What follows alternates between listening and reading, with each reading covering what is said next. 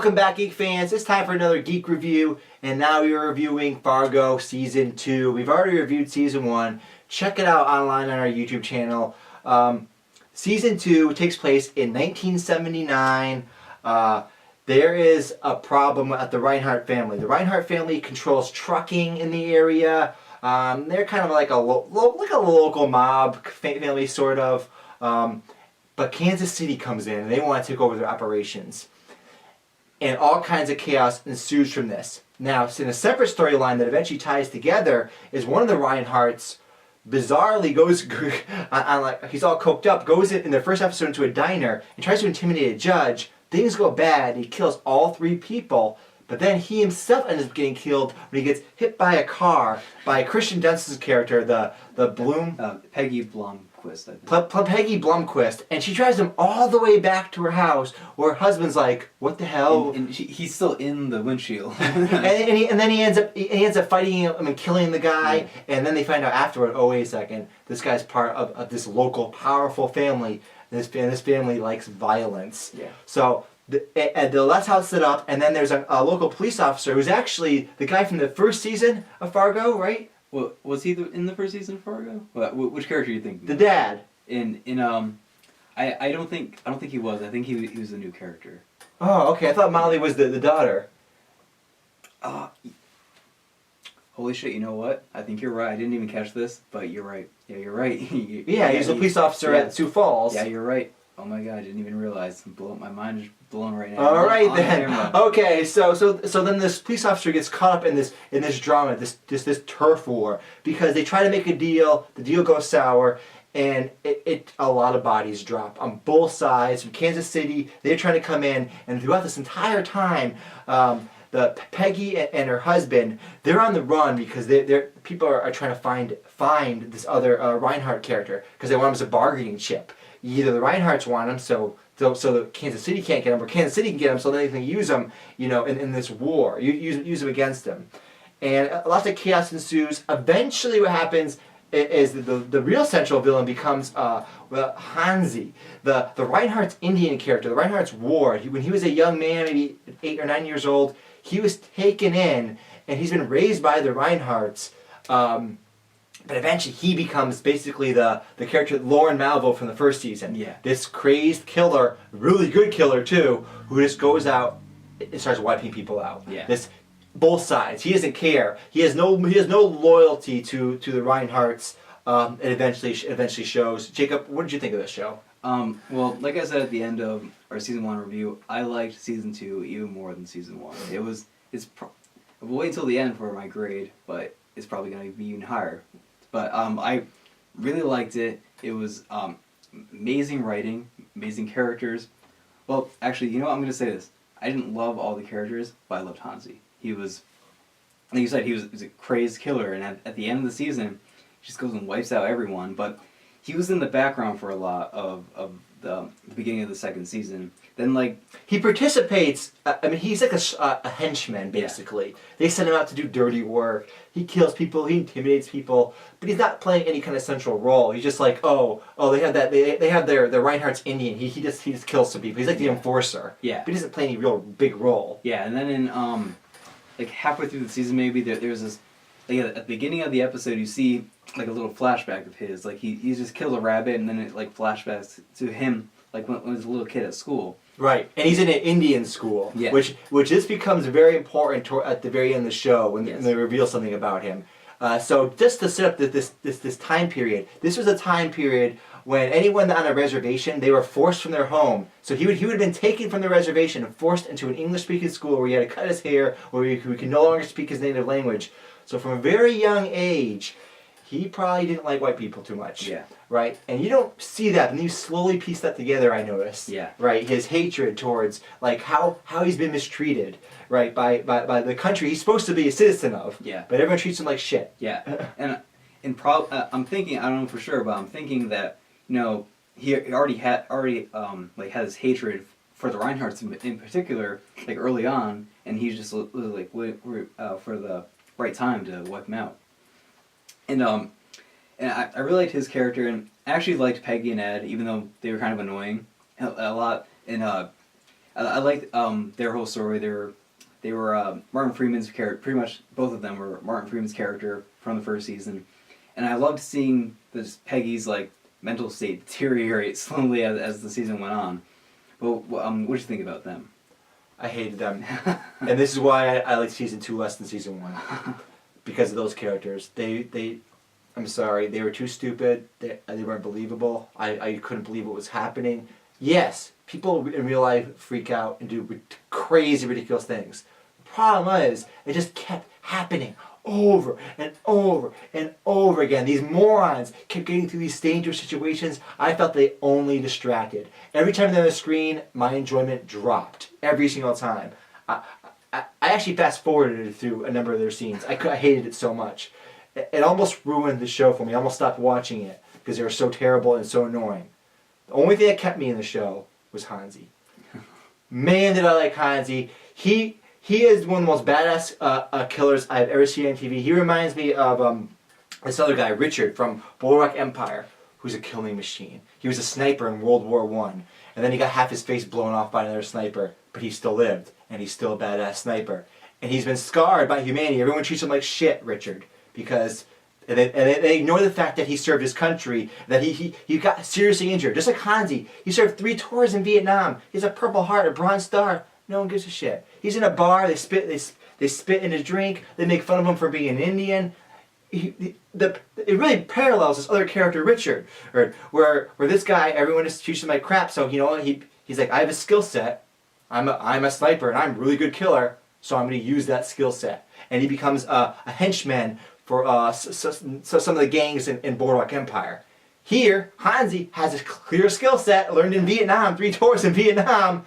It's like, I have a skill set, so I'm going to use it, right? And eventually uses it to get back at some of the people he hates. Yeah. That treat him like shit throughout the entire time. There's one point where he's working with one of the Reinhardt brothers, and the Peggy and Ed, they capture him, and Hansi comes, and he calls him a mongrel. He's like, you mongrel, untie me. Yeah. And then he shoots him. Yeah. Right? And there's a scene, I really like the Hansi arc, where you piece together where it's like, he just hates what's happening. And here's something that you might not have known. In 1979, there was a famous incident, called the Second Stand at Wounded Knee. The first stand at Wounded Knee in 1890 it used to be called the Last Indian War. It was the Last Indian Massacre. A bunch of soldiers came to an Indian village. They rounded them all up. Some miscommunication happened with one Indian that was deaf, and then they just started going on a killing spree. In Wounded Knee, that same reservation, in 1979, was uprising. The Indians actually on the reservation actually took over the reservation. They barricaded it off from other agents. They referenced this in the show, but if you don't know that, you wouldn't know this. You can actually see them. There's actually video. They're on horseback with guns, right, keeping out federal agents. There's just standoff. It's really crazy, and they're demanding their rights. They're like, we're people too. This is our land. Why are you still bothering us? Why are you still screwing with us 100 years later? Right at the same spot where their ancestors were massacred. And I think Hansi is, even though he's not part of the, and Hansi actually at the very end, I think he's actually a Sioux Indian, because at the very end, he gives a line in what sounds to me like one of the Sioux languages, which I've heard many times watching a lot of documentaries on them, right? And I'm like, that guy, he's like Lakota. He's one of those Western Indian tribes, because it sounds like that language he says at the very end. So he's caught up in this like Indian revival movement. He can't stand people constantly bashing him the whole time. So the way they tied in the history with Hansi, with what was happening at the time nearby, Wounded Knee was in like South Dakota or something, maybe North Dakota. I thought it was brilliant writing. I thought the character was brilliant. I just hated. I wish the Bloomquist or whatever the hell their name weren't there. See, for me, Peggy and Ed, I thought they just fit the style of the show. For me, they just fit that. They were there for that role, and like you said, in season 1, it had a lot of quirky characters. They were kind of the pinnacle of quirky characters. Yeah, I couldn't keep buying them. I couldn't. Yeah. I'm like, this is too much. This is too much. For me, they just added to the show for me. But they set up the whole racism aspect in the very first scene of the show when you see the that whole camera thing where they're shooting a Ronald Reagan movie, and you see the guy just as an Indian there. Yeah. And I didn't notice that until the very end of the season. I didn't even think about that. You're right. Yeah. Right at the very beginning, they set it up. That was the theme, because at first you don't know why Hansi is, like, why is he betraying everyone? What's going on? Then you slowly see more and more how people treat him like shit. Yeah. Everyone. just randomly, it's like, oh, you're an Indian. Yeah. And when I saw that scene, I was like, this is really a weird way to start off the season. It didn't make any sense to me. And then it was like, oh, okay, there's a central Indian character who's gonna go and like kill everyone at the end of the season. Basically, he can't handle it. He can't stand it anymore. Yeah. Like he tried. I mean, he's 3 tours in Vietnam. He tried integrating. Right. Yeah. He tried. But people still treat him like shit. Yeah. And so it's actually sympathetic to him, even though he's a psychopath. Yeah. Right. And then speaking of Ronald Reagan, Bruce Campbell, who played in Shane's favorite movie here, Evil Dead, he was the main character in Evil Dead, and he played as Ronald Reagan. I really like seeing him in there, and he played as the classic bumbling idiot, bumbling politician. Yeah. But I really like seeing him in there, just like Key and Peele in the first season, and then they also had a lot of other interesting characters like the black guy that was the the Western dude, yes. the Kansas City enforcer. Do you have his name here? I can look it up, but yeah, and what's really cool with him is he had those 2 like twins with the shotguns. Yeah, I love them. They were badass, and what I really liked is they showed how badass Hansi was because he killed one of them. Yeah. Right? They showed him that guy throughout. I actually thought that they were gonna kill Hansi. Like, oh, he's obviously gonna die. He doesn't die. Yeah. Right? He is a super badass who just I persevere. Yeah. I thought it was really cool, but I just didn't like the Peggy character, the other characters. The cops I found also kind of bland.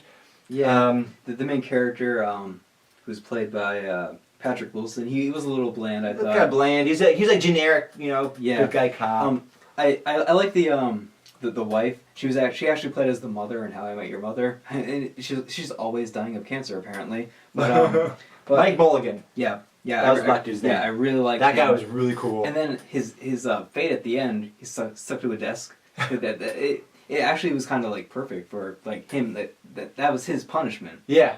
So like I really liked how they wrap up each season in Fargo, but something that I liked afterwards. The last episode with Black Sabbath. Yeah. Or they were playing. I forget what song, but they're playing some song from Black Sabbath.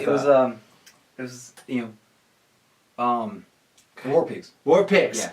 That was cool. And the shots, the 2 shots. Yes. Where they do a split screen. That was great. Yeah, it was a really good season, and something that I want to bring up is the whole aliens thing. What was that all about? Okay. What do you think? That was terrible.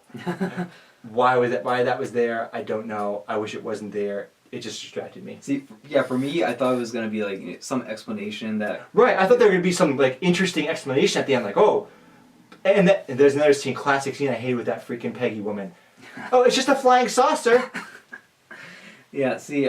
what? Yeah, for me, that was like... It wasn't... It took it totally out of the realm of realism. I mean, they're having this death-defying showdown at the end, and they throw that thing in there. Yeah, but the creator, he said that, it was just there to, like, it was kind of like an embodiment of the chaos that was going on. They're just like, oh, hey, look, there's aliens now. And he said that it fit there organically, but I agree with you. It was just like, it was completely out of place. Yeah. And, like, I was looking forward to, like, a real explanation at the end, but it was like, no, they were just there for symbolism, apparently. Yeah, I mean, no. The explanation was it's a flying saucer. Yeah. And like, it actually played into the story because the guy, like, looks up and then Patrick Wilson is able to kill him. Yeah, he's able to kill him because of the flying saucer. Yeah.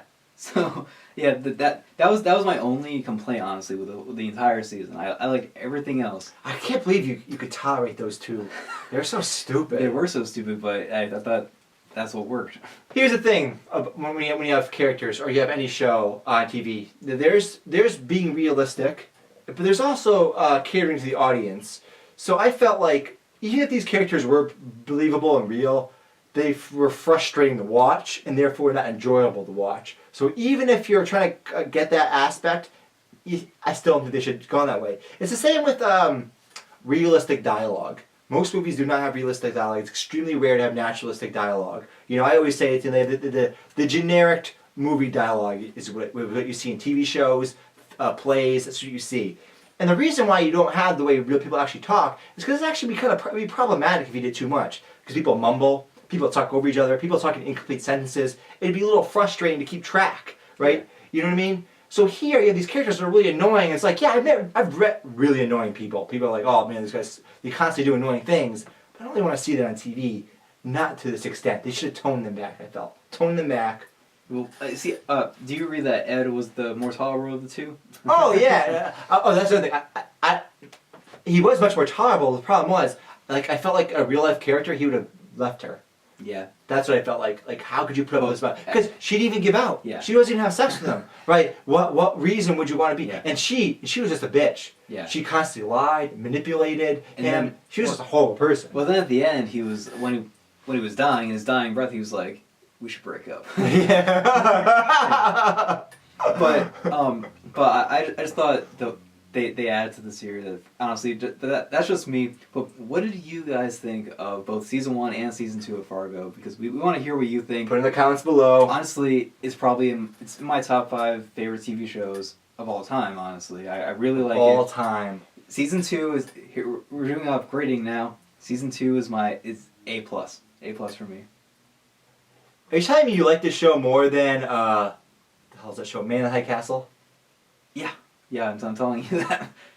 I really like Man in the High Castle. I gave that an A-, I think. I really enjoyed that show, but Fargo, it just fits my style. It fits my taste. I'm gonna give this. Wow, I'm gonna cringe. Give it a B-. Give it a B-. That's not horrible. The Hansi character was so good. I love the Hansi. Literally, it's probably like one of my favorite fictional characters now. Like fictional villains, like he's right up there. He's awesome. Yeah. But I really wish they just didn't have that couple. See, for me, I know you did this too. We both binge watch these shows. For me, I was like, I gotta see what happens next, and I actually got to the point where the show was like, it was still going on, and I got to the point where the season finale still at the show, and I was like, no, I can't wait a whole week. What's going on? No. But I got to it, and I was like, this is an awesome season finale, awesome season, awesome show. I just love everything about it. I can't wait for season 3. Can't believe I like it more than Man in the High Castle. That show's a masterpiece. It is. Hey. It is. Anyways, though, folks, this has been Geeks the Movies, and we will talk to you later.